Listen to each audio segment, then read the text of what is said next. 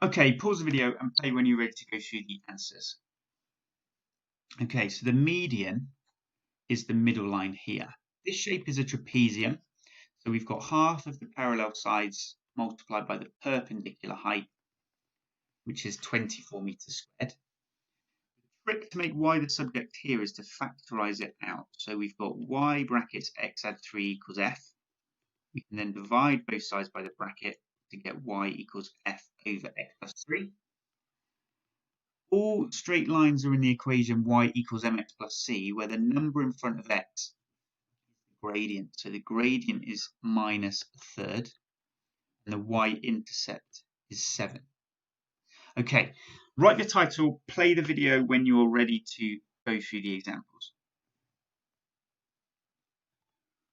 Okay, so y equals sine x, cos x, and tan x are all the trigonometric graphs. Okay, so y equals sine x is a graph that looks like this. So you can do it one section at a time.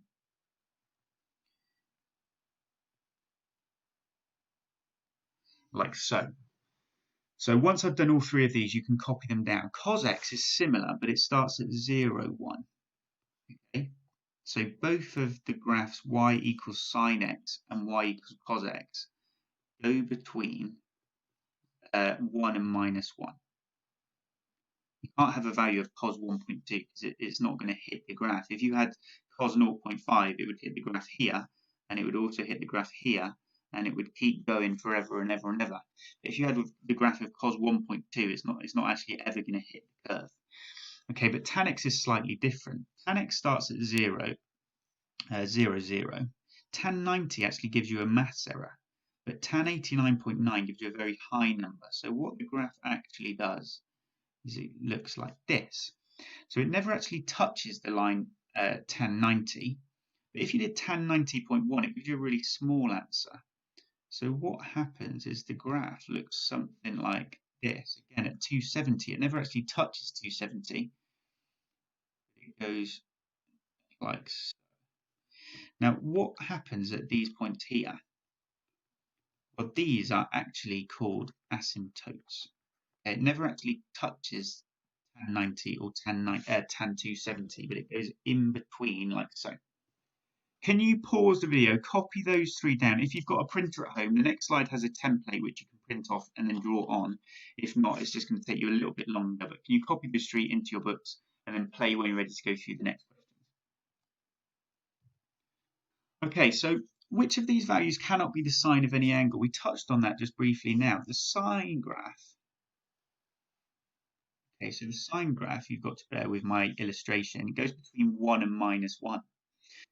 So we're looking to see all of these numbers between 1 and minus 1. If not, that cannot be the sine of an angle because 1.2 is going to be up here.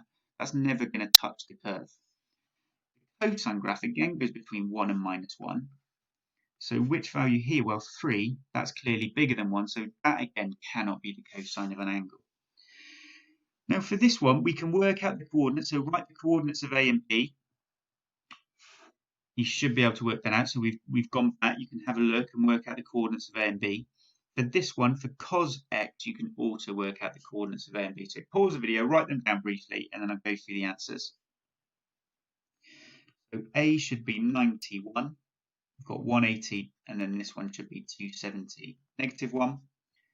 This one is going to be 90, 0, and this one is going to be 180, negative 1. Okay. Now, this question, we've got sine x is equal to 0.5, minus 0.5. So we can see that if we go across, we've got one solution here. We've also got one solution here. So we're told that that is 210, which is 30 more than 180. So if we take away 30 from 360, because the sine graph is symmetrical here, we know that that must be the answer. And we can do the same thing for sine x is 0.5. So 0.5, that's going to give us 30 degrees here. And if we carry that on, you can also see that it's going to be 180 take away 30, which is going to be 150 degrees there. Okay, pause the video, give this question a go, and then we'll go through the answers in a second. Now this one you would have hopefully found slightly harder. We've got 0 to 60, we've got 10 squares, so each little square is going to be 6. 0.75 is going to give us this point here, which is 3 squares lower than 60. So we're going to have to take away 18 from 60 to give us 42. Now minus 0.75,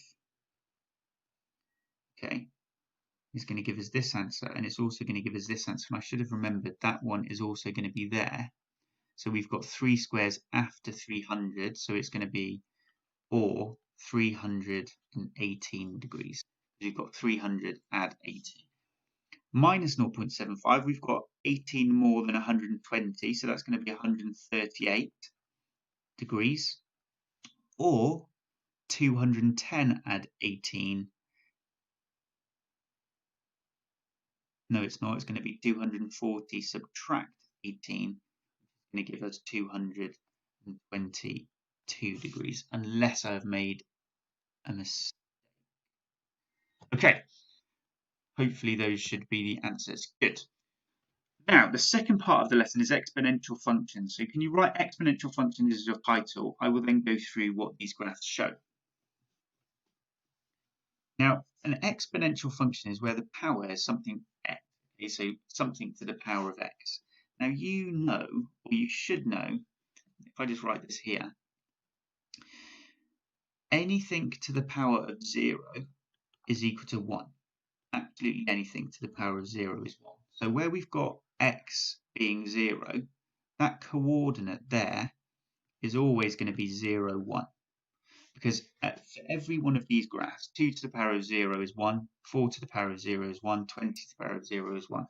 So it's really important that you know that that exponential graph always goes through 0, 1. Now, 2 to the power of x is the red one. So it's quite a gradual increase, and then it's the last one to really shoot up. Whereas y to the power of 20x is the last one to increase, but it shoots up the most. And if I go and zoom in a bit more, you can see that in more depth. So 2 to the power of x, it's the last one to really shoot up, increases quite gradually. 20 to the power of x is the one that increases the slowest until it goes through to 0.0, at which point it's going to be the fastest.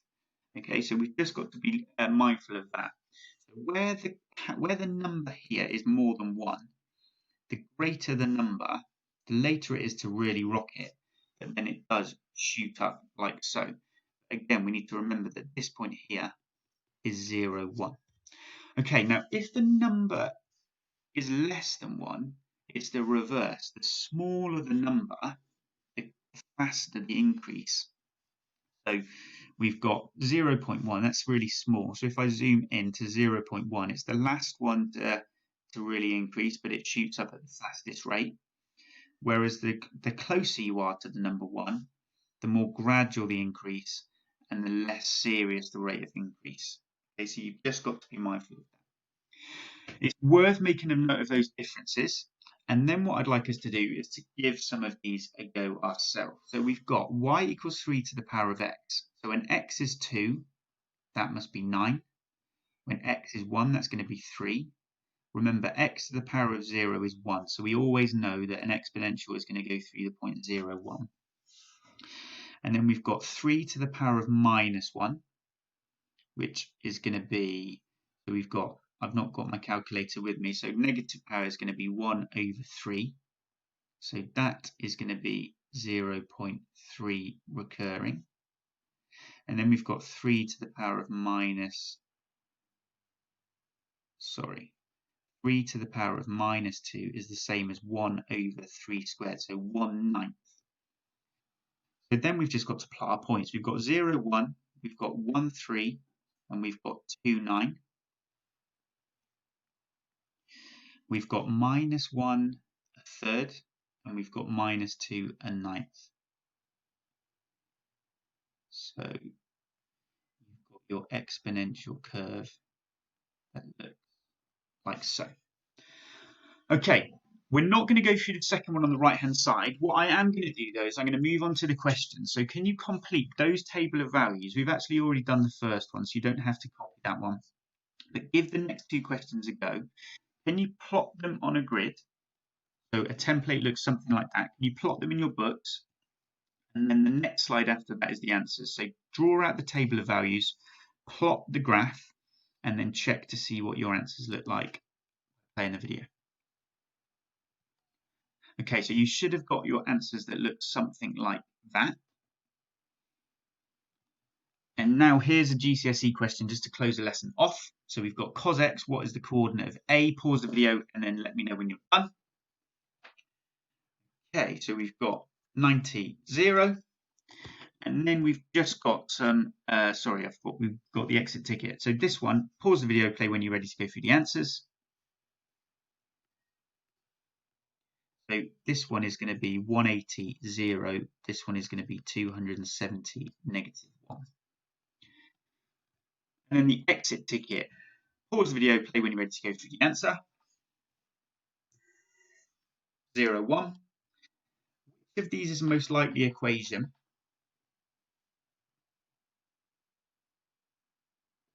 Okay, so pause if you need a bit more time. This is just going to be a straight line. This is going to be a cubic because the highest power of x is cubed. This is going to be a quadratic because the highest power of x is squared. And this one, because it's 3 to the power of x, that's going to be an exponential, which is what our graph looks like. Okay. Hopefully I've drummed that point in enough. 7 to the power of x, that one's going to be 0, 1. Okay, thank you for listening, and I look forward to teaching you again tomorrow.